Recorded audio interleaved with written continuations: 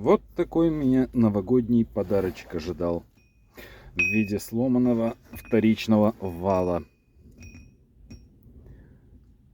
Недешевое удовольствие, но тем более интересно стало, когда я начал разбираться, что за коробка стоит и что мне с этим делать. В общем, изначально как бы в коробку никто не лез, но цены я промониторил по онлайн всяким продажам, на тот же eBay залез, посмотрел. И, в принципе, не разобравшись с коробкой, пошел к механику и начал узнавать, что у меня за карабас стоит. Суть в том, что конкретные модели найти не удалось. И по итогу нашел только один номерок небольшой, который был странный какой-то. Был немного вроде бы и почищенный, вроде бы и чистый, нормальный. Но суть там была в том, что по этому номеру ничего онлайн не пробивалось в интернетах. В интернете я нашел только одну ссылку. Это была ссылка на нашу одну из компаний, которая не у нас в регионе, она подальше находится. Но суть в том, что по этой ссылке, оказывается, была компания, которая занимается ремонтом коробок передач, трансмиссий и прочего-прочего. Редукторы всякие делают. И оказалось, позвонив в эту компанию, выяснил, что по этому серийному номеру они пробили, что, оказывается, 70 тысяч миль назад эта коробка была у них куплена взамен на сломанную. Я сейчас говорю в милях, потому что действия, вы сами понимаете, в Англии. Поэтому, что я хочу сказать.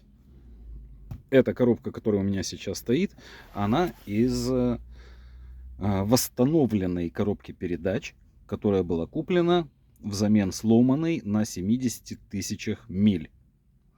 Суть в чем? В том, что у меня сейчас на спидометре 144 тысячи миль.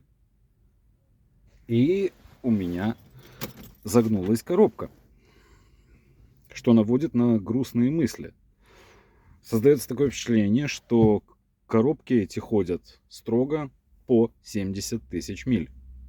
То есть первый ремонт на 70 тысячах миль, второй ремонт 140, ну тут 144 тысячи миль. Плюс-минус 70 тысяч миль эти коробки отхаживают.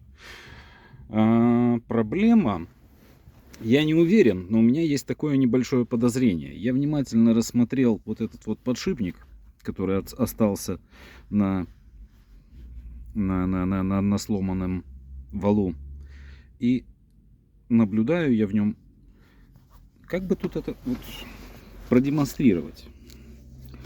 Вот, ставим его вот так вот, да, и наблюдаем у него вот такое биение.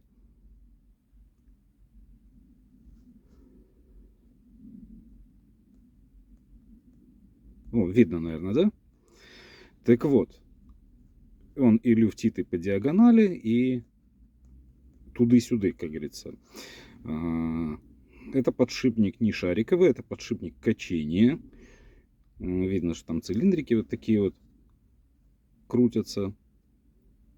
Создается у меня впечатление, что это проблема именно в этом подшипнике. После того, как он начинает люфтить, не выдерживает вторичная ось, и получается то, что мы видим.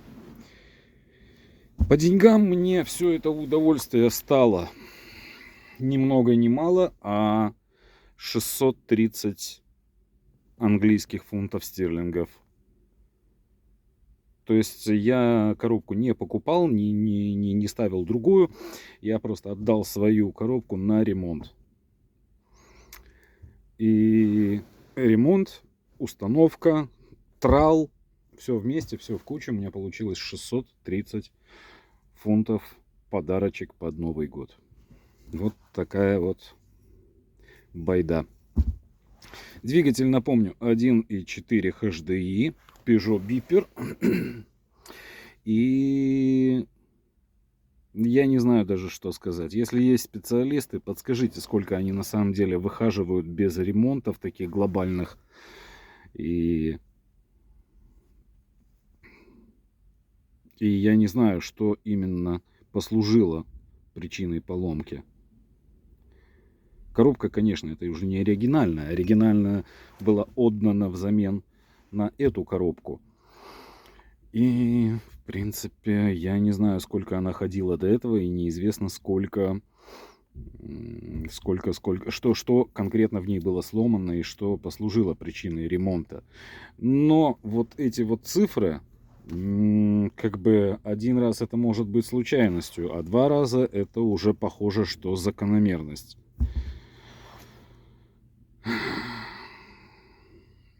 Каждые 70 тысяч миль, чтобы ломалась коробка передач, ну, это звучит как минимум странно. Если кто что в курсе, подскажите, какие у вас максимальные пробеги. Пусть будет в милях или в километрах, неважно. Интересует именно 1.4 HDI двигателя.